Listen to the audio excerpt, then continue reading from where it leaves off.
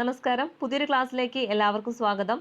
ഇന്നത്തെ ക്ലാസ്സിൽ നമ്മൾ എടുക്കാൻ പോകുന്നത് ഇൻഫർമേഷൻ ടെക്നോളജി ആക്ട് അഥവാ IT ആക്ട് ആണ്. ഇപ്പോൾ CPO എക്സാം ആയിക്കോട്ടെ, അതുപോലെ തന്നെ എക്സൈസ് ആയിക്കോട്ടെ, 2 മാർക്ക് എക്സൈസിന് ചോദിക്കുന്നതാണ്. അപ്പോൾ പഠിച്ചെടുത്തു കഴിഞ്ഞാൽ വളരെ സിമ്പിളായിട്ട് നമുക്ക് എന്ത് ചെയ്യാൻ പറ്റും, ഈ 2 മാർക്ക് നേടിയെടുക്കാൻ പറ്റും. അങ്ങനെ വലിയ ടൈറ്റ് ആയിട്ടൊന്നും ചോദിക്കാറില്ല. പലപ്പോഴും അതിൽ പറഞ്ഞിട്ടുള്ള വകുപ്പുകളിൽ നിന്ന് തന്നെയാണ് ചോദിച്ച് കണ്ടിട്ടുള്ളത്. അപ്പോൾ എന്ത് ചെയ്യുക, നന്നായിട്ട് പഠിക്കുക. വളരെ സിമ്പിളായിട്ട് നമുക്കത് എന്ത് ചെയ്യാം, പഠിപ്പിച്ചെടുക്കാം. അപ്പോൾ നമുക്ക് ആരംഭിക്കാം. എന്താണ് ഇൻഫർമേഷൻ ടെക്നോളജി ആക്ട് അല്ലേ? ഏതാ വർഷം? 2000 ആണ്. അപ്പോൾ വർഷം ഒന്ന് പഠിച്ചു വെച്ചേക്കണം. IT ആക്ട് ഏത് വർഷമാണ്?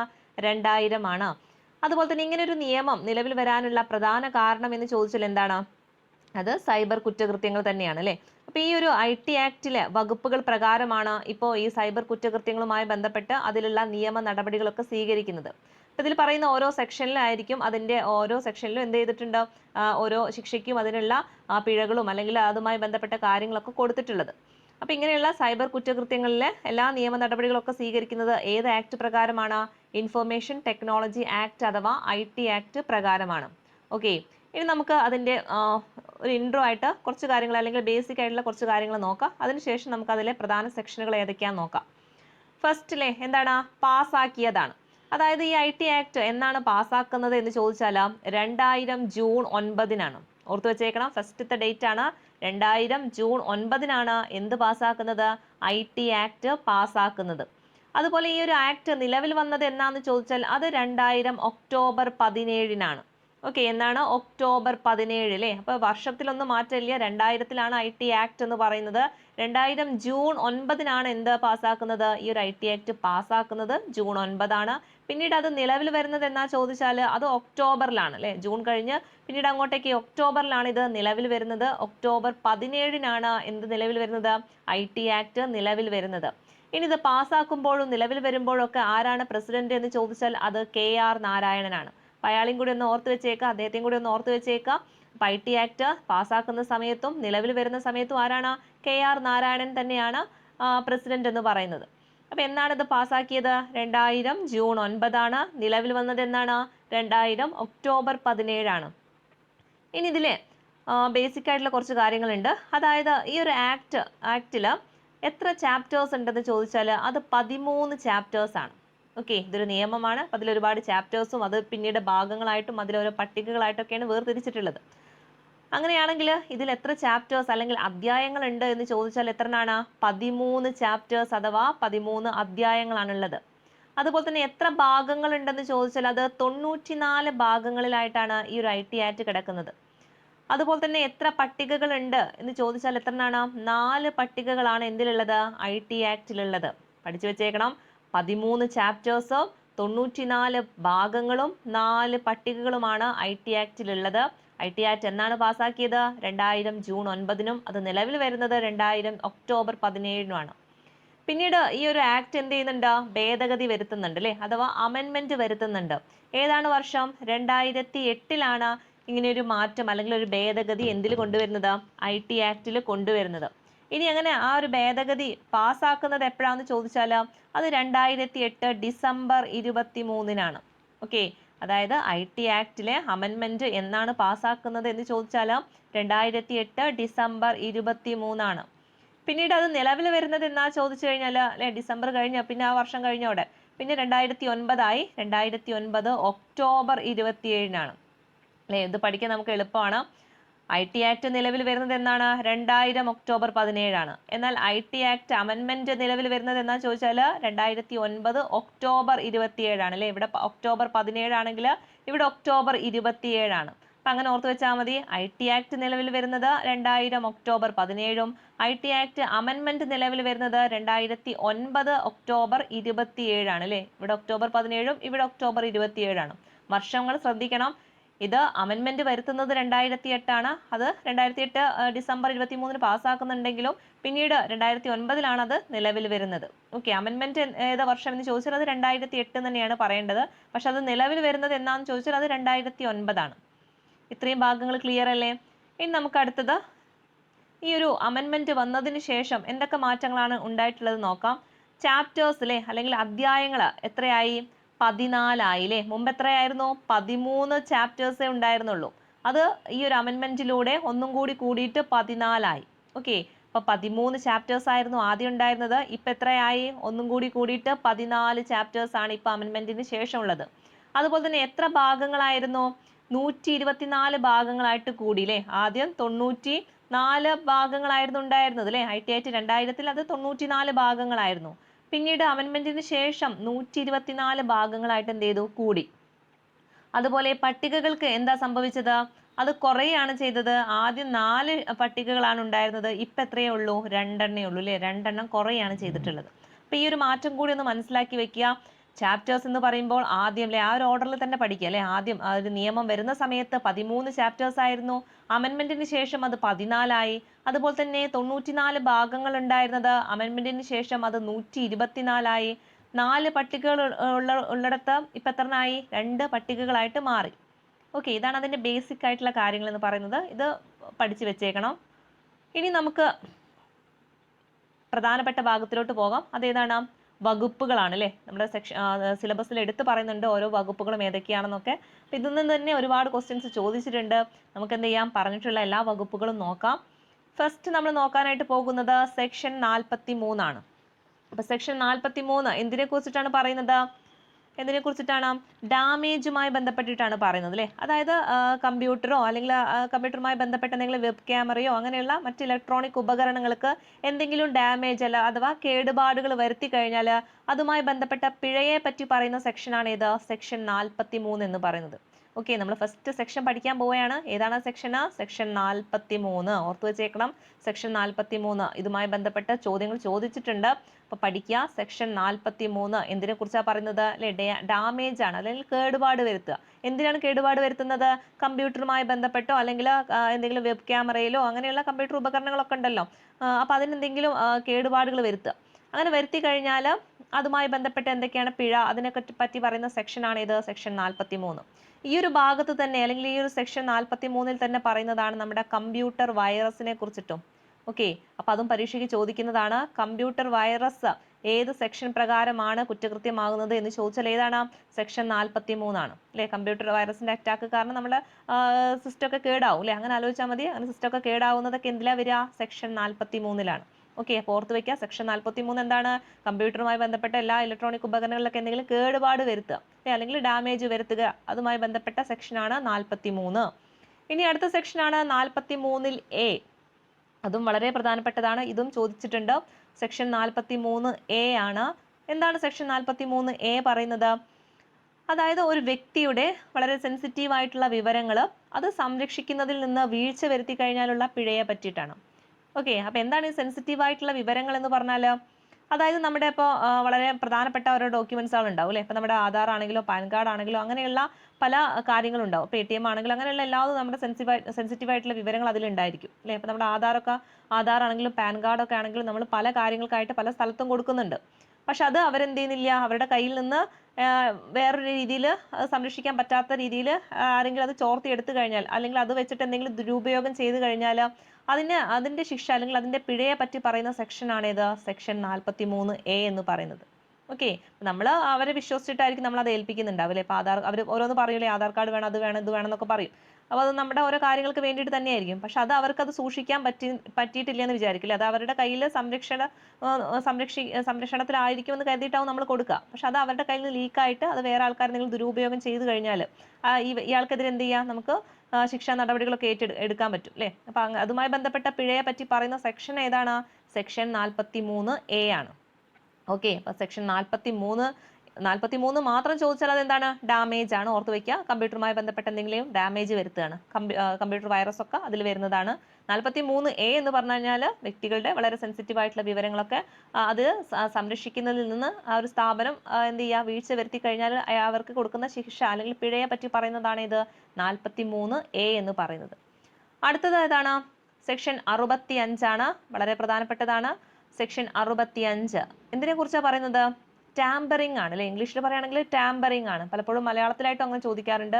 ടാമ്പറിംഗ് എന്ന് പറഞ്ഞാൽ എന്താണ്? ടാമ്പറിംഗ് എന്ന് പറഞ്ഞാൽ അതായത് ഒരു വ്യക്തിയുടെ കമ്പ്യൂട്ടറിൽ എന്തെങ്കിലും പ്രോഗ്രാമിൽ അയാൾ തയ്യാറാക്കിയിട്ടുള്ള എന്തെങ്കിലും പ്രോഗ്രാമോ അല്ലെങ്കിൽ നെറ്റ്വർക്കിനൊക്കെ ഉപയോഗിക്കുന്ന അവരുടെ സോഴ്സ് കോഡൊക്കെ ഉണ്ടാവും. അതിലെന്ത് ചെയ്യുക? വേറൊരു വ്യക്തി ചെന്നിട്ട് അത് മനഃപൂർവ്വം അതിൽ മാറ്റങ്ങളൊക്കെ വരുത്തുക.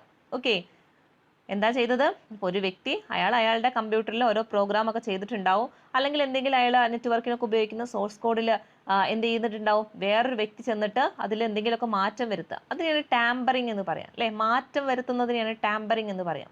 ഇങ്ങനെ ചെയ്തു കഴിഞ്ഞാൽ എന്താണ് ശിക്ഷ എന്ന് പറയുന്നത്? 3 വർഷം തടവാണ് അല്ലേ. നമ്മൾ തടവിലേക്ക് കടക്കാൻ പോവാണ്. 65 മുതൽ അങ്ങോട്ടാണ് അധികവും തടവുകളുള്ളത് അല്ലേ, ശിക്ഷകൾ വരുന്നത്, ജയിൽവാസം വരുന്നത്. എത്രയാണ്? 3 വർഷം വരെ തടവ് കിട്ടും. അതുപോലെ തന്നെ 2 ലക്ഷം രൂപ വരെ എന്ത് ചെയ്യാം, പിഴ ഈടാക്കാവുന്നതാണ്. അപ്പൊ ഏത് സെക്ഷൻ പ്രകാരമാണ്? സെക്ഷൻ 65 നമ്മൾ ആദ്യം പഠിക്കാൻ പോകുന്ന സെക്ഷൻ ആണല്ലേ. അതായത് ഈ ഒരു ജയിൽവാസവുമായി ബന്ധപ്പെട്ട് അല്ലെങ്കിൽ ഇത്രയും രൂപ പിഴയുമായി ബന്ധപ്പെട്ട് പറയുമ്പോൾ ആദ്യത്തെ സെക്ഷൻ ഏതാണ്? സെക്ഷൻ 65 ആണ്. എന്താണ് 65 പറയുന്നത്? ടാമ്പറിംഗ് ആണ് അല്ലേ. ടാമ്പറിംഗ് എന്ന് പറഞ്ഞാൽ എന്താ?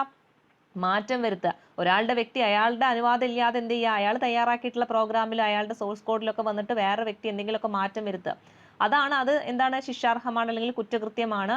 അതിനുള്ള ശിക്ഷ എന്ന് പറയുന്നത് എന്താ? 3 വർഷം തടവും 2 ലക്ഷം രൂപ പിഴയുമാണ്. പിന്നെ അങ്ങോട്ട് അധികം എന്താണ്? ഈ ഒരു 3 വർഷം തന്നെയാണ് തടവ് വരുന്നത്. അപ്പൊ നമുക്ക് പഠിക്കാൻ വളരെ സിമ്പിൾ ആണ്. ഒന്ന് പഠിച്ചു കഴിഞ്ഞാൽ പിന്നെയുള്ള അധികം എന്താണ്? ഒരേ ശിക്ഷ തന്നെയായിരിക്കും. അപ്പൊ അങ്ങനെ കോർത്ത് വെക്കുക. ഇനി അടുത്ത സെക്ഷൻ ആണ് സെക്ഷൻ 66.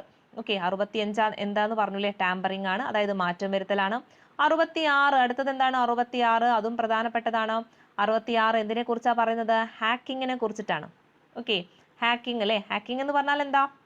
ഒരാളുടെ കമ്പ്യൂട്ടർ സിസ്റ്റത്തിൽ അനധികൃതമായിട്ട് പ്രവേശിക്കുക, അല്ലെങ്കിൽ അതിൽ എന്ത് ചെയ്യുക, അതിന്റെ നിയന്ത്രണം ഏറ്റെടുക്കുക അല്ലേ. നമുക്ക് അറിയുന്ന ഒരു വാക്കാണ് ഹാക്കിംഗ് എന്ന് പറയുന്നത്. പക്ഷേ നമ്മുടെ ഈ 2008 ഭേദഗതി പ്രകാരം ഇപ്പം എന്തില്ല, ഹാക്കിംഗ് എന്നുള്ളൊരു വേർഡായിട്ട് പറയുന്നില്ല. അതിന് പകരം ഉപയോഗിക്കുന്ന വേർഡാണ് കമ്പ്യൂട്ടർ റിലേറ്റഡ് ഒഫൻസസ് എന്നായിട്ടാണ് പറയാം. ഓക്കെ, പക്ഷെ നമുക്കും അറിയാൻ അല്ലെങ്കിൽ നമുക്ക് മനസ്സിലാവുന്ന രീതിയിൽ പറയുകയാണെങ്കിൽ ഹാക്കിംഗ് എന്ന് തന്നെ പറയാം അല്ലേ. 66 എന്തിനെ കുറിച്ച് പറയുന്നത്? ഹാക്കിങ്ങിനെ കുറിച്ച് പറയുന്നത്. എന്താണ് ഹാക്കിംഗ് എന്ന് പറഞ്ഞാൽ? ഒരു വ്യക്തിയുടെ കമ്പ്യൂട്ടർ സിസ്റ്റത്തിൽ അല്ലേ, കമ്പ്യൂട്ടറിൽ എന്ത് ചെയ്യുക, വേറൊരാൾ അല്ലെങ്കിൽ വേറൊരു വ്യക്തി എന്ത് ചെയ്യുക, അനധികൃതമായിട്ട് അതിൽ പ്രവേശിക്കുക എന്ന് പറഞ്ഞാൽ എന്താണ്? അവിടെ ഇരുന്നു കൊണ്ട് ഇതിന്റെ നിയന്ത്രണം മൊത്തം അങ്ങ് ഏറ്റെടുക്കുക. അതിനെയാണ് ഹാക്കിംഗ് എന്ന് പറയാം. ഇങ്ങനെ ഹാക്ക് ചെയ്തു കഴിഞ്ഞാൽ അയാൾക്കുള്ള ശിക്ഷ എന്ന് പറയുന്നത് എന്താ? വീണ്ടും അല്ലേ 3 വർഷം വന്നു, 3 വർഷമാണ് തടവ്. പിഴ കുറച്ച് കൂടുതലാണ്. ഹാക്കിങ്ങിന് എന്താണ്? കുറച്ച് കൂടുതലാണ് പിഴ വരുന്നത്. 5 ലക്ഷം രൂപയാണ് പിഴ വരുന്നത്. ഓക്കെ, ടാമ്പറിങ് മാറ്റം വരുത്തി കഴിഞ്ഞാൽ ഒരു 2 ലക്ഷം രൂപ കൊണ്ട് ഒതുങ്ങി കിട്ടും. പക്ഷേ അതിൽ ഹാക്ക് ചെയ്ത് കഴിഞ്ഞാൽ അതിന്റെ മൊത്തം നിയന്ത്രണം അങ്ങ് ഏറ്റെടുത്ത് കഴിഞ്ഞാൽ 2-ലൊന്നും ഒതുങ്ങൂല. എത്രയിലാവും? 5 ലക്ഷത്തിൽ 5 ലക്ഷം ആയിരിക്കും ഇതിന്റെ പിഴ എന്ന് പറയുന്നത് അല്ലെ. തടവ് സെയിം തന്നെയാണ്, 3 വർഷം തന്നെയാണ്. ടാമ്പറിങ് ആണെങ്കിലും ഹാക്കിംഗ് ആണെങ്കിലും 3 വർഷം തന്നെയാണ് തടവ് വരുന്നത്. ശിക്ഷയിലാണ് മാറ്റം. 2 ഇവിടെ എന്തായി? 5 ആയി അല്ലേ. ഇപ്പൊ ടാമ്പറിങ്ങിന് എത്രയാണ്? 2 ലക്ഷം രൂപയാണ് പിഴ. എന്നാൽ ഹാക്കിങ്ങിന് 5 ലക്ഷം രൂപയാണ് പിഴ. തടവ് സെയിം ആണ്. ഓക്കെ, അപ്പൊ 65 ടാമ്പറിംഗ് ആണ്, 66 ഹാക്കിംഗ് ആണ്. ഇനി 66 കുറച്ച് സബ്സെഷനുകൾ അഡീഷണൽ പറയാനുണ്ട്. ഇതും വളരെ പ്രധാനപ്പെട്ടതാണ്. ഇവിടെ നിന്നൊക്കെയാണ് ഒരുപാട് ക്വസ്റ്റ്യൻസ് ചോദിച്ചിട്ടുള്ളത്. 66 മാത്രം ചോദിച്ചാൽ അതെന്താണ്? ഹാക്കിംഗ് അല്ലെങ്കിൽ കമ്പ്യൂട്ടർ റിലേറ്റഡ് ഒഫൻസസ് എന്ന് പറയും. ഇനി 66A എന്തിനെ കുറിച്ചിട്ടാണ് പറയുന്നത്? 66A അതായത് punishment for sending offensive messages through communication services ആണ്. ഓക്കെ, അതായത് പണിഷ്മെന്റ് എന്തുമായി ബന്ധപ്പെട്ട പണിഷ്മെന്റ് ആണ്? Sending offensive messages through communication services. ഇപ്പൊ നിലവിൽ ഈ ഒരു സെക്ഷൻ എന്തില്ല? നിലവിലില്ല. പക്ഷെ എന്നിരുന്നാൽ നമ്മൾ എന്ത് ചെയ്യണം? പഠിക്കണം. പരീക്ഷയ്ക്ക് ചോദിച്ചിട്ടുണ്ട്, ഇത് ഒഴിവാക്കിയ ശേഷവും ചോദിച്ചിട്ടുണ്ട്. അപ്പൊ അത് എന്താണെന്ന് മനസ്സിലാക്കി വെക്കുക. എന്താണ് 66A പറയുന്നത്? അതായത് നമ്മളിപ്പോൾ പല ആൾക്കാർക്കും മെസ്സേജ് ഒക്കെ അയക്കാറുണ്ട് അല്ലേ. അപ്പൊ ഇങ്ങനെ മെസ്സേജ് അയക്കുന്ന സമയത്ത് അയക്കുന്ന ആൾക്ക് അത് അയാളെ അപമാനിക്കുന്ന രീതിയിലുള്ള മെസ്സേജുകളാണെങ്കിൽ അതെന്തായിരുന്നു? ഒരു കുറ്റകൃത്യമായിരുന്നു. ഓക്കെ, അപ്പൊ അങ്ങനെയുള്ള അതുമായി ബന്ധപ്പെട്ട് വരുന്ന പിഴകളൊക്കെ പറ്റി പറയുന്ന സെക്ഷൻ ആയിരുന്നു ഏത്? 66A എന്ന് പറയുന്നത്. എന്താണ് 66A എന്ന് പറഞ്ഞാൽ? പനിഷ്മെന്റ് അല്ലേ. പനിഷ്മെന്റ് എന്താണ്? ശിക്ഷ.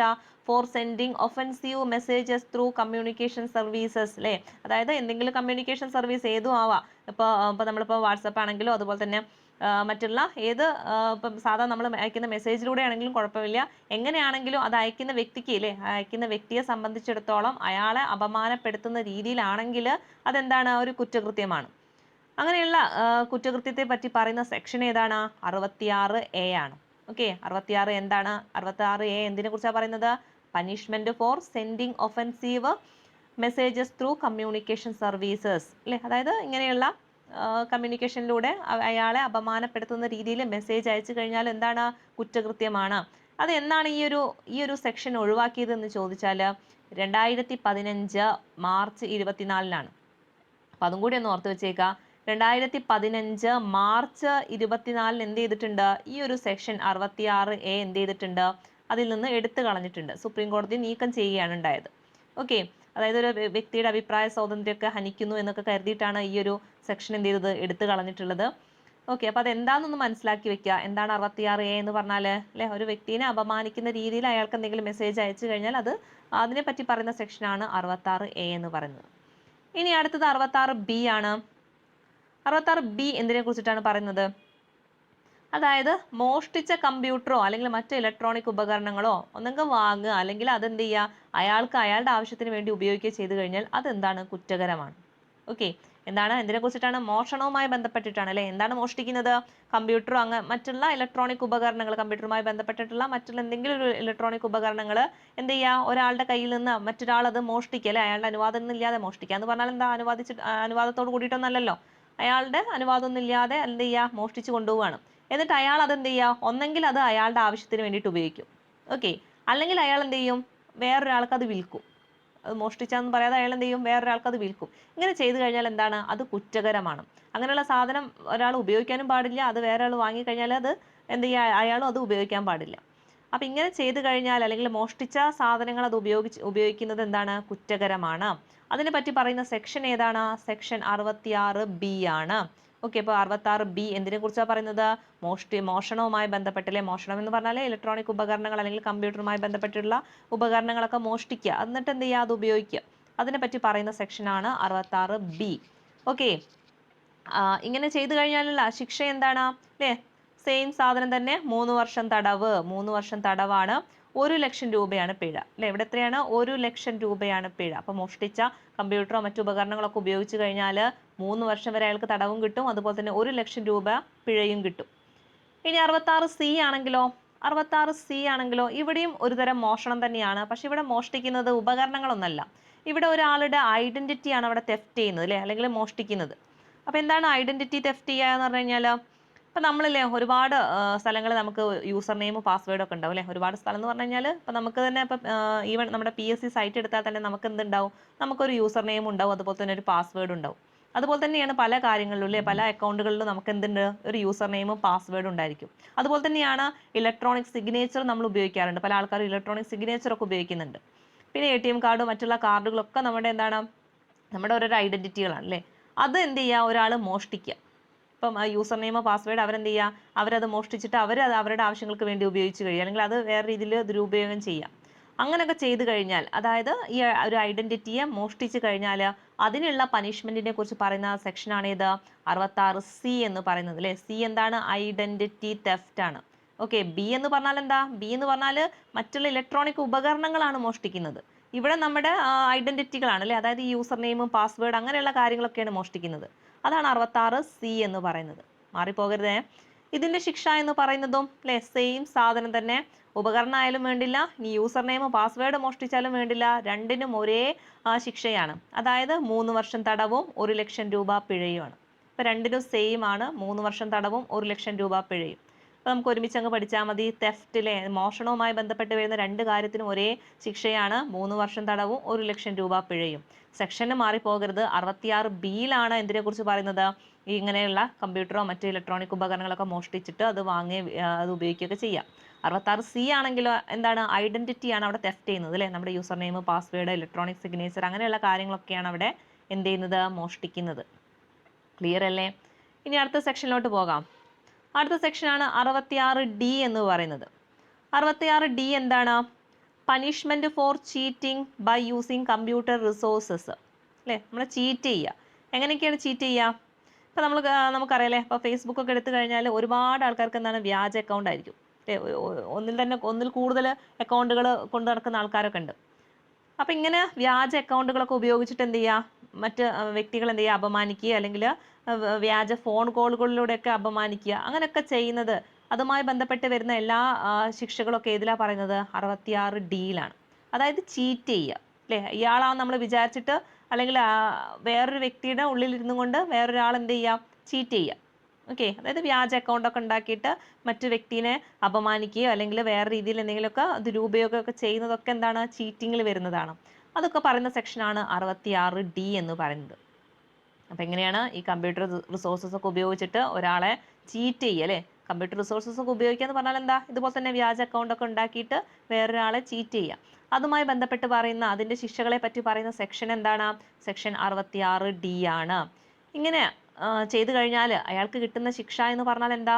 3 വർഷം തടവും 1 ലക്ഷം രൂപ പിഴയുമാണ്. അപ്പോൾ ഒരുപാട് അക്കൗണ്ടുള്ള ആൾക്കാരൊക്കെ ഒന്ന് സൂക്ഷിക്കുക. ഇങ്ങനെ എന്തെങ്കിലും ഒരു കേസ് വന്നു കഴിഞ്ഞാൽ കിട്ടുന്ന ശിക്ഷ എന്ന് പറഞ്ഞത് എന്താണ്? 3 വർഷം വരെ തടവ് കിട്ടുന്ന ശിക്ഷയൊക്കെയാണ് കേട്ടോ. അതുപോലെ തന്നെ പിഴ എന്ന് പറഞ്ഞാൽ 1 ലക്ഷം രൂപ വരെയൊക്കെ എന്ത് ചെയ്യേണ്ടി വരും? പിഴ അടയ്ക്കേണ്ടി വരും. അതൊക്കെ ഒരു ബോധ്യം ഉണ്ടായിക്കോട്ടെ. അപ്പോൾ ഈ 66-ലെ ഇത്രയാണ്. നമുക്ക് ഒന്നും കൂടി ഉണ്ട്, 66E കൂടി ഉണ്ട്. അപ്പോൾ അതും കൂടി ഒന്ന് പറയാം. 66E എന്തിനെ കുറിച്ചിട്ടാണ് പറയുന്നത്?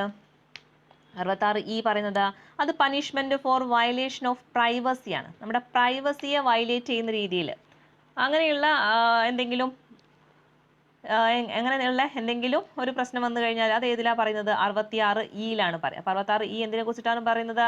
പണിഷ്മെന്റ് ഓഫ് വയലേഷൻ ഓഫ് പ്രൈവസിയാണ്. അപ്പോൾ പ്രൈവസി എന്ന് പറയുമ്പോൾ അല്ലേ, നമ്മുടെ അനുവാദമില്ലാതെ നമ്മുടെ പിക്ചറോ അങ്ങനെ എന്തെങ്കിലുമൊക്കെ, പിക്ചർ ആണെങ്കിലോ അല്ലെങ്കിൽ വീഡിയോ ആണെങ്കിലോ അതൊക്കെ എടുത്തിട്ട് ഇന്റർനെറ്റ് വഴി പ്രചരിപ്പിക്കുക. അങ്ങനെയൊക്കെ ചെയ്തു കഴിഞ്ഞാൽ എന്താ? അത് കുറ്റകരമാണ്. ഓക്കെ, അത് നമ്മുടെ പ്രൈവസീനെ വയലേറ്റ് ചെയ്യുന്നതാണ് അല്ലേ? അപ്പം നമ്മളുടെ അനുവാദം ഇല്ലാതെ നമ്മുടെ ഫോട്ടോ എടുത്തിട്ട് വേറൊരാളെ എന്ത് ചെയ്യാൻ പാടില്ല? എവിടെയും കൊണ്ടിടാനോ അല്ലെങ്കിൽ എവിടെയെങ്കിലും കൊണ്ടിട്ട് ഏതെങ്കിലും ഗ്രൂപ്പിൽ കൊണ്ടിടാനോ അങ്ങനെ ഒന്നും ചെയ്യാൻ പാടില്ല. അപ്പം അങ്ങനെ ചെയ്തു കഴിഞ്ഞാൽ എന്താണ്? അതും ഒരു കുറ്റകൃത്യമാണ്. അതിനെപ്പറ്റി പറയുന്ന സെക്ഷൻ ആണ് ഇത് 66E. എന്താ പറയുന്നത്?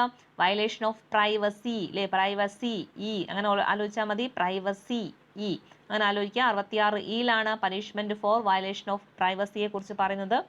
ഇനി ഇത് ചെയ്തു കഴിഞ്ഞാലും ശിക്ഷ എന്ന് പറയുന്നത് സെയിം തന്നെയാണ്. 3 വർഷം തടവും 1 ലക്ഷം രൂപ പിഴയും. 66മായി ബന്ധപ്പെട്ട് നമ്മൾ പറഞ്ഞതിലൊക്കെ എന്താണ്? ഒരേ ശിക്ഷയാണ് വരുന്നത് അല്ലേ? അതായത് 3 വർഷം തടവും 1 ലക്ഷം രൂപ പിഴയുമാണ്. എന്നാൽ ഇതിൽ നിന്നൊക്കെ വ്യത്യസ്തമായിട്ട് വരുന്ന ഒരാളാണ് 66F എന്ന് പറയുന്നത്. ഇത് വളരെ പ്രധാനപ്പെട്ടതാണ് കേട്ടോ. ഒരുപാട് റിപ്പീറ്റ് ചെയ്ത് വരുന്ന ഒരു ക്വസ്റ്റ്യൻ ആണ് 66F എന്ന് പറയുന്നത്. ഒരുപാട് തവണ ചോദിച്ചിട്ടുള്ള സാധനമാണ് 66F. എന്തിനെ കുറിച്ചിട്ടാണ് പറയുന്നത്? നമ്മുടെ സൈബർ ടെററിസത്തെ കുറിച്ചിട്ടാണ് പറയുന്നത് അല്ലേ? സൈബർ ടെററിസം, ആ ഒരു വാക്ക് കേട്ടാൽ തന്നെ ഓർത്ത് വെച്ചേക്കണം, F ആണ് അല്ലെ? ടെററിസ്റ്റുകളുടെ കയ്യിലൊക്കെ എന്തുണ്ടാവും? തോക്കുണ്ടാവും. അങ്ങനെ ആലോചിച്ചാൽ മതി. F കണ്ടു കഴിഞ്ഞാൽ ഒരു തോക്കിന്റെ ചിഹ്നം പോലെ ഇല്ലേ? അപ്പം അങ്ങനെ ആലോചിച്ചാൽ മതി. 66F എന്ന് പറഞ്ഞാൽ എന്താണ്? ടെററിസം, സൈബർ ടെററിസം ആണ്. അതായത് ഒന്നുമില്ല അല്ലേ, നമ്മുടെ രാജ്യത്തിന്റെ സുരക്ഷയെ അല്ലെങ്കിൽ നമ്മുടെ രാജ്യത്തിന്റെ ഐക്യത്തിനൊക്കെ ഹനിക്കുന്ന രീതിയിൽ എന്തെങ്കിലും ഭീഷണിപ്പെടുത്തുന്ന എന്തെങ്കിലും മെസ്സേജുകളായിട്ടോ അല്ലെങ്കിൽ അങ്ങനത്തെ പ്രവർത്തനങ്ങളൊക്കെ ഈ ഒരു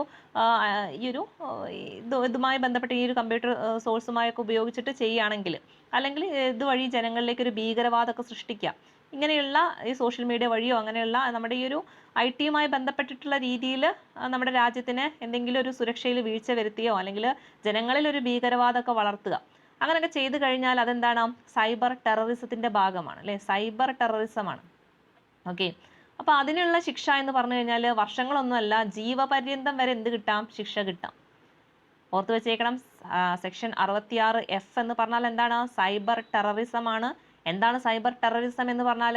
നമ്മുടെ ഇന്ത്യയുടെ ഐക്യത്തിനെയും അതുപോലെ തന്നെ അഖണ്ഡതയും അതുപോലെ തന്നെ സുരക്ഷയൊക്കെ ബാധിക്കുന്ന രീതിയിൽ അതിലെന്തെങ്കിലും ഒരു ഹനിക്കുന്ന കാര്യങ്ങൾ നടത്തുക അല്ലേ? ഹനിക്കുക എന്ന് പറഞ്ഞാൽ അതിൽ എന്തെങ്കിലും കോട്ടം തട്ടുന്ന രീതിയിൽ എന്തെങ്കിലും കാര്യങ്ങൾ നടത്തുക, അല്ലെങ്കിൽ ഭീഷണിപ്പെടുത്തുന്നതോ അല്ലെങ്കിൽ നമ്മുടെ ജനങ്ങളിലേക്ക് ഒരു ഭീകരവാദമൊക്കെ സൃഷ്ടിക്കുക, ഇങ്ങനെയുള്ള സോഷ്യൽ മീഡിയ വഴിയൊക്കെ ഉപയോഗിച്ചിട്ട് അങ്ങനെയൊക്കെ ചെയ്തു കഴിഞ്ഞാൽ അതെന്താണ്? സൈബർ ടെററിസത്തിന്റെ ഭാഗമാണ്. ഇവിടെ വ്യക്തികളെ അല്ല അല്ലേ, നമ്മുടെ മൊത്തം രാജ്യത്തിനെ ബാധിക്കുന്ന പ്രശ്നമാണ്. അതുകൊണ്ടാണ് അത് സൈബർ ടെററിസത്തിന്റെ കീഴിൽ വരുന്നത്. അപ്പം ഇങ്ങനെ ചെയ്തു കഴിഞ്ഞാൽ എന്താ ശിക്ഷ എന്ന് പറയുന്നത്? ജീവപര്യന്തമാണ്. ഓക്കെ, വർഷങ്ങളൊന്നുമല്ല, ജീവപര്യന്തം വരെ ശിക്ഷ കിട്ടുന്ന വകുപ്പാണ് ഏത്? സെക്ഷൻ 66F എന്ന് പറയുന്നത്. അതുപോലെ പ്രധാനപ്പെട്ടതാണ്, ഇതിനെന്ത് കിട്ടില്ല? ജാമ്യം പോലും കിട്ടാത്ത അല്ലെ? ജീവപര്യന്തം ആയതുകൊണ്ട് തന്നെ നമുക്ക് മനസ്സിലാവും അല്ലെ എന്താണ്? ഇതിന് ജാമ്യം പോലും കിട്ടൂല. അപ്പോൾ അതൊക്കെ ഒന്ന് ഓർത്ത് വെച്ചേക്കുക. 66F സൈബർ ടെററിസം ആണ്. ഒരുപാട് തവണ റിപ്പീറ്റ് ചെയ്ത് വന്ന ക്വസ്റ്റ്യൻ ആണ്. അപ്പോൾ അത് തെറ്റിപ്പോകരുത്. ഓക്കെ, അപ്പോൾ ഇത്രയാണ് നമ്മുടെ 66മായി ബന്ധപ്പെട്ടിട്ടുള്ള സെക്ഷനുകൾ. അപ്പോൾ അതൊന്ന് ജസ്റ്റ് ഒന്ന് റിവിഷനിൽ വരാം, മാറിപ്പോകാതിരിക്കാനാണ്. പിന്നെ ഒരു 67 കൂടി നമുക്ക് പഠിക്കാനുള്ളൂ. അപ്പോൾ 66-ൽ 65 എന്താ പറഞ്ഞത്? ടാമ്പറിങ് ആണ് അല്ലേ? 65 എന്ന് പറഞ്ഞാൽ ടാമ്പറിങ് ആണ്. അതായത് ഒരു വ്യക്തിയുടെ പ്രോഗ്രാമിൽ അല്ലെങ്കിൽ അദ്ദേഹത്തിന്റെ സോഴ്സ് കോഡിലൊക്കെ വേറൊരു വ്യക്തി വന്നിട്ട് അത് മനഃപൂർവ്വം പോയിട്ട് അതിൽ മാറ്റം വരുത്തുക, അതാണ് ടാമ്പറിങ്. അതാണ് 65-ൽ പറയുന്നത്. 3 വർഷം തടവും അത് 2 ലക്ഷം രൂപയാണ് പിഴയായിട്ട് വരുന്നത്. പിന്നെ 66 ആണെങ്കിലോ അത് ഹാക്കിംഗ് ആണ് അല്ലേ? ഹാക്കിംഗ് അഥവാ കമ്പ്യൂട്ടർ റിലേറ്റഡ് ഒഫൻസ് ആണ്. അതായത് ഒരാൾ എന്ത് ചെയ്യാം? അനധികൃതമായിട്ട് ആ ഒരു കമ്പ്യൂട്ടറിന്റെ അല്ലെങ്കിൽ ആ ഒരു സിസ്റ്റത്തിന്റെ നിയന്ത്രണം ഏറ്റെടുക്കുക. അങ്ങനെ മൊത്തത്തിൽ ഏറ്റെടുക്കുകയാണ് അല്ലേ. അപ്പോൾ അതിനുള്ള ശിക്ഷ എന്ന് പറയുന്നത് 3 വർഷം തടവാണ്. പിഴ കുറച്ച് കൂടുതലാണ്. മൊത്തത്തിൽ ഏറ്റെടുക്കുന്നത് കൊണ്ട് തന്നെ 5 ലക്ഷം രൂപ വരെ പിഴ ഈടാക്കും. ഇനി 66-ൽ തന്നെ എ ഉണ്ട് അല്ലേ. എ എന്ന് പറഞ്ഞാൽ എന്താണ്? ഇപ്പം നിലവിൽ ഇല്ലാത്തതാണ്. 2015 മാർച്ച് 24-നാണ് അത് സുപ്രീം കോടതി നീക്കം ചെയ്തത്. എന്നാലും 66A എന്താന്ന് ചോദിച്ചാൽ അറിഞ്ഞിരിക്കണം. Punishment of sending offensive messages അല്ലേ. ഒഫൻസീവ് ആയിട്ടുള്ള മെസ്സേജുകൾ അയക്കുക, നമ്മുടെ കമ്മ്യൂണിക്കേഷൻ ചാനൽ വഴിയൊക്കെ അയക്കുന്നതിനെയാണ്. അതുമായി ബന്ധപ്പെട്ട ശിക്ഷയെ പറ്റി പറയുന്ന സെക്ഷനാണ് ഇത് 66A എന്ന് പറയുന്നത്. 66B ആണെങ്കിലോ അല്ലെ, മോഷ്ടിച്ച കമ്പ്യൂട്ടറോ മറ്റ് ഇലക്ട്രോണിക് ഉപകരണങ്ങളോ വാങ്ങുകയോ അയാൾ അല്ലെങ്കിൽ അത് സ്വയം ഉപയോഗിക്കുകയോ ഒക്കെ ചെയ്തു കഴിഞ്ഞാലുള്ള ശിക്ഷയാണ് 66Bയിൽ പറയുന്നത്. അങ്ങനെ ചെയ്താൽ 3 വർഷം തടവും 1 ലക്ഷം രൂപ പിഴയുമാണ്. എന്നാൽ ഐഡന്റിറ്റിയാണ് മോഷ്ടിക്കുന്നതെങ്കിൽ എന്താണ്? 66Cയിലാണ് പറയുന്നത്. നമ്മുടെ യൂസർ നെയിം, പാസ്വേഡ് അങ്ങനത്തെ കാര്യങ്ങളൊക്കെ മോഷ്ടിക്കുക, അതാണ് ഐഡന്റിറ്റി തെഫ്റ്റ്. അതിന്റെ ശിക്ഷയും എന്താണ്? 3 വർഷം തടവും 1 ലക്ഷം രൂപ പിഴയുമാണ്. പിന്നെ പറഞ്ഞത് 66D ആണ്. 66D എന്താണ് അല്ലേ? വ്യാജ അക്കൗണ്ട് ഒക്കെ ഉണ്ടാക്കിയിട്ട് ഒരാളെ ചീറ്റ് ചെയ്യുക. അങ്ങനെ ചെയ്തു കഴിഞ്ഞാലുള്ള ശിക്ഷ എന്താ? സെയിം സാധനം തന്നെ, 3 വർഷം തടവും 1 ലക്ഷം രൂപ പിഴയുമാണ്. പിന്നെ 66E അല്ലേ. ഇ എന്ന് പറയുമ്പോൾ പ്രൈവസി എന്ന് ആലോചിക്കുക. അതായത് നമ്മുടെ പ്രൈവസിയെ ഹനിക്കുന്ന രീതിയിൽ ഉള്ള കുറ്റകൃത്യങ്ങളെ പറ്റി പറയുന്ന സെക്ഷനാണ് 66E എന്ന് പറയുന്നത്. ഇങ്ങനെ ചെയ്തു കഴിഞ്ഞാൽ എന്താണ് ശിക്ഷ? 3 വർഷം തടവും 1 ലക്ഷം രൂപ, സെയിം സാധനം തന്നെ. പിന്നെ നമ്മൾ എഫ് ആണ് പറഞ്ഞത്, സെക്ഷൻ 66F-ല് അല്ലേ, സൈബർ ടെററിസം ആണ്. അതിന്റെ ശിക്ഷ എന്ന് പറയുന്നത് എന്താ? നമ്മുടെ ജീവപര്യന്തമാണ്. ഇനി അടുത്തത് മറ്റു പ്രധാനപ്പെട്ട സെക്ഷൻ തന്നെയാണ് 67 ആണ്. സെക്ഷൻ 67. എന്താണ് 67 പറയുന്നത്? 67 പറയുന്നത് എന്താണ്? പോണോഗ്രഫിയുമായി ബന്ധപ്പെട്ടിട്ടുള്ളത് തന്നെയാണ്. അതായത് ഇന്റർനെറ്റ് വഴി അശ്ലീലമായിട്ടുള്ള ചിത്രങ്ങളൊക്കെ അല്ലെങ്കിൽ വീഡിയോകളൊക്കെ പ്രചരിപ്പിക്കുക. അങ്ങനെ ചെയ്തു കഴിഞ്ഞാൽ 3 വർഷം തടവും 5 ലക്ഷം രൂപ വരെയൊക്കെ പിഴ കിട്ടുന്ന കേസാണ് കേട്ടോ. 3 വർഷം തടവും 5 ലക്ഷം രൂപ പിഴയുമാണ് ഇങ്ങനെയുള്ള ഇന്റർനെറ്റ് വഴിയൊക്കെ അശ്ലീലമായിട്ടുള്ള ചിത്രങ്ങളോ അല്ലെങ്കിൽ വീഡിയോകളോ ഒക്കെ പ്രചരിപ്പിച്ചാൽ കിട്ടുക. ഇനി ഇതിൽ തന്നെ 67A ഉണ്ട്, 67B ഉണ്ട്. ഇവിടെ നിന്നാണ് എപ്പോഴും പരീക്ഷയ്ക്ക് ചോദ്യങ്ങൾ ചോദിക്കാറുള്ളത്. 67A-യും 67B-യും. ഏറ്റവും കൂടുതൽ ചോദിച്ചിട്ടുള്ളത് 67B ആണ്. അപ്പം അതിന് മുമ്പ് 67A എന്താണെന്ന് ആലോചിച്ച് വെക്കുക. അപ്പം ജസ്റ്റ് നിങ്ങൾ ആലോചിക്കേണ്ടത് 67 എന്തിനെ കുറിച്ചിട്ടാണ് പറയുന്നതെന്ന് ചോദിച്ചു കഴിഞ്ഞാൽ എന്താണ് അല്ലെ, പോണോഗ്രഫി അല്ലെങ്കിൽ അശ്ലീലമായിട്ടുള്ള ചിത്രങ്ങൾ ഇങ്ങനെ പ്രദർശിപ്പിച്ചാലുള്ള ശിക്ഷയാണ്. അതിൽ 67A ആണെങ്കിൽ പോണോഗ്രഫിയാണ്. ഇപ്പൊ പോണോഗ്രഫി എന്ന് പറഞ്ഞാൽ എന്താണ്? ഇതുപോലെ തന്നെ അല്ലേ, ഈ അശ്ലീലമായിട്ടുള്ള കാര്യങ്ങളൊക്കെ ഇങ്ങനെയുള്ള ഏതെങ്കിലും മാധ്യമങ്ങളിൽ പ്രസിദ്ധീകരിക്കുകയോ അല്ലെങ്കിൽ പ്രചരിപ്പിക്കുകയോ ചെയ്യാം. ഇപ്പം നമ്മളിപ്പോൾ പറഞ്ഞ ടെലഗ്രാം ചാനൽ വരെ എന്ത് ചെയ്യാൻ പറ്റും? അവർക്ക് ഇങ്ങനെ ഗ്രൂപ്പുകളിലൊക്കെ വന്നിട്ട് ഇതുപോലെയുള്ള എന്തെങ്കിലും ചിത്രങ്ങളായിട്ടോ അല്ലെങ്കിൽ എന്തെങ്കിലും വീഡിയോന്റെ ലിങ്ക് ആയിട്ടൊക്കെ അയച്ചു കഴിഞ്ഞാലൊക്കെ എന്താണ് അതിൽ വരുന്നതാണ്. അങ്ങനെ ചെയ്തു കഴിഞ്ഞാൽ അയാൾക്ക് കിട്ടുന്ന ശിക്ഷ എന്ന് പറയുന്നത് എന്താ അറിയോ? 5 വർഷം തടവും 10 ലക്ഷം രൂപ പിഴയുമാണ്. ഓക്കെ. ഇപ്പോൾ കുറച്ച് ദിവസം മുന്നേ നമ്മുടെ ഗ്രൂപ്പിൽ തന്നെ ഇങ്ങനെ ഒരു കേസ് ഉണ്ടായിട്ടുണ്ടായിരുന്നു. അപ്പോൾ ഇതിൽ അയാൾ അയക്കുന്ന ആൾക്ക് ഒരു പക്ഷേ ചിലപ്പോൾ ഇതിന്റെ ശിക്ഷയെ പറ്റിയൊന്നും അറിയണമെന്നില്ല. ഓക്കെ. ഇതെങ്ങാനും ഒരു കേസായി കഴിഞ്ഞാൽ അയാൾക്ക് കിട്ടുന്ന ശിക്ഷ എന്ന് പറയുന്നത് എന്താ? 5 വർഷം തടവും 10 ലക്ഷം രൂപ പിഴയുമാണ്. അപ്പം അതൊക്കെ ഒന്നും മനസ്സിൽ അല്ലെങ്കിൽ ആ ഒരു ബോധ്യം ഉണ്ടായിക്കോട്ടെ. ജസ്റ്റ് നിങ്ങൾക്ക് അത് ഫോർവേഡ് ചെയ്താൽ മതിയാവും. പക്ഷെ അതിൽ കിട്ടുന്ന ശിക്ഷ എന്ന് പറയുന്നത് അല്ലേ, 1-2 ദിവസം എന്നല്ല, 5 വർഷം വരെ തടവ് കിട്ടുന്ന ശിക്ഷയാണ്. അതുപോലെ തന്നെ 10 ലക്ഷം രൂപ പിഴ ഈടാക്കാൻ പറ്റുന്ന ശിക്ഷ കൂടിയാണ് ഇത് പോണോഗ്രഫി എന്ന് പറയുന്നത്. ഓക്കെ. എന്താണ് പോണോഗ്രഫി എന്ന് പറഞ്ഞാൽ? ഇതേപോലെ തന്നെ ഇങ്ങനെ ഒബ്സീൻ ആയിട്ടുള്ള അല്ലെങ്കിൽ അശ്ലീലമായിട്ടുള്ള ചിത്രങ്ങളോ അങ്ങനെയുള്ള വീഡിയോകളൊക്കെ എന്ത് ചെയ്യുക, അതിന്റെ ലിങ്ക് ആയിട്ടോ എങ്ങനെയായിട്ടോ എന്ത് ചെയ്യുക, നമ്മുടെ ഗ്രൂപ്പുകളിലോ അല്ലെങ്കിൽ അങ്ങനെ വേറെ ഏതെങ്കിലും ഇപ്പോൾ ഫേസ്ബുക്കിലാണെങ്കിലോ വേറെ നമ്മുടെ ഏതെങ്കിലും ചാനലിലോ അങ്ങനെയൊക്കെ കൊണ്ടുപോയിട്ട് അയച്ചു കഴിഞ്ഞാൽ അതിനുള്ള ശിക്ഷയെ പറ്റി പറയുന്ന സെക്ഷനാണ് ഇത് 67A എന്ന് പറയുന്നത്. ശിക്ഷ എന്താണ്? 5 വർഷം തടവും 10 ലക്ഷം രൂപ പിഴയുമാണ്. ഇനി ഒരു പ്രാവശ്യം അയാളെ ശിക്ഷിക്കപ്പെട്ടു, അയാൾ ഇതൊക്കെ ചെയ്ത് അയാളെ ശിക്ഷിക്കപ്പെട്ടു, 5 വർഷമൊക്കെ തടവൊക്കെ കിട്ടി, അയാൾ തിരിച്ചു പോന്നു, വീണ്ടും ഇതേ പണി അയാൾ വീണ്ടും ചെയ്തു കഴിഞ്ഞാൽ 5 വർഷം ഉള്ളത് എത്രയാവും? 7 വർഷമാവും അല്ലേ. ആദ്യം 5 വർഷമായിരുന്നു, പിന്നെ അയാൾ ഇത് റിപ്പീറ്റ് ചെയ്ത് വീണ്ടും ആ പരിപാടിക്ക് തന്നെ നിന്ന് കഴിഞ്ഞാൽ 5 ഉള്ളത് എത്രയാകും? 7 വർഷമാവും. പിന്നെ പിഴ എന്ന് പറയുന്നത് 10 തന്നെ ആയിരിക്കും. വീണ്ടും ഒരു 10 ലക്ഷം കൂടി അടക്കേണ്ടി വരും. ഓക്കെ. അപ്പം അതൊക്കെ ഒന്ന് അറിഞ്ഞിരിക്കുക. 67A ആണ് പോണോഗ്രഫിയെ കുറിച്ച് പറയുന്നത്. ഇനി 67B ആണെങ്കിലോ അത് ചൈൽഡ് പോണോഗ്രഫിയാണ് അല്ലേ. 67B എന്ന് പറയുമ്പോൾ ബേബി എന്ന് ആലോചിച്ചാൽ മതി. ഇപ്പൊ ബേബി എന്ന് പറയുമ്പോൾ കുട്ടികളുമായി ബന്ധപ്പെട്ടില്ലേ, കുട്ടികളുടെ എന്തെങ്കിലും അശ്ലീലമായിട്ടുള്ള ചിത്രങ്ങളോ വീഡിയോകളോ ഒക്കെ ഇങ്ങനെ പ്രദർശിപ്പിച്ചു കഴിഞ്ഞാൽ അതിന്റെ ശിക്ഷയെ പറ്റി പറയുന്ന സെക്ഷനാണ് ഇത് 67B എന്ന് പറയുന്നത്. അതിന്റെ ശിക്ഷ എന്ന് പറയുന്നതും സെയിം തന്നെയാണ്, പോണോഗ്രഫീന്റെ അതേ ശിക്ഷ തന്നെയാണ്. 5 വർഷം തടവും 10 ലക്ഷം രൂപ പിഴയുമാണ്. അപ്പൊ പോണോഗ്രഫിയുമായി ബന്ധപ്പെട്ട് ഏത് കുറ്റകൃത്യം ചെയ്തു കഴിഞ്ഞാലും ശിക്ഷ സെയിം ആണ് കേട്ടോ. 5 വർഷം തടവും 10 ലക്ഷം രൂപ പിഴയുമാണ്. അത് ആവർത്തിച്ചു കഴിഞ്ഞാലും സെയിം തന്നെയാണ്. 5 ഉള്ളത് 7 ആകും, 10 ഉള്ളത് 10 തന്നെയായിരിക്കും. ഓക്കെ. അപ്പൊ 67 എന്തിനെ കുറിച്ചിട്ടാണ് പറയുന്നത്? പോണോഗ്രഫിയെ കുറിച്ചിട്ടാണ് പറയുന്നത്. 67A-യും 67B-യും മനസ്സിലാക്കുക. ചൈൽഡ് പോണോഗ്രഫി എന്ന് എടുത്ത് ചോദിച്ചാൽ അത് ഏതാണ്? 67B ആണ്. ദെൻ അടുത്തത് സെക്ഷൻ 72 ആണ്. സെക്ഷൻ 72 എന്തിനെ കുറിച്ചിട്ടാണ് പറയുന്നത്?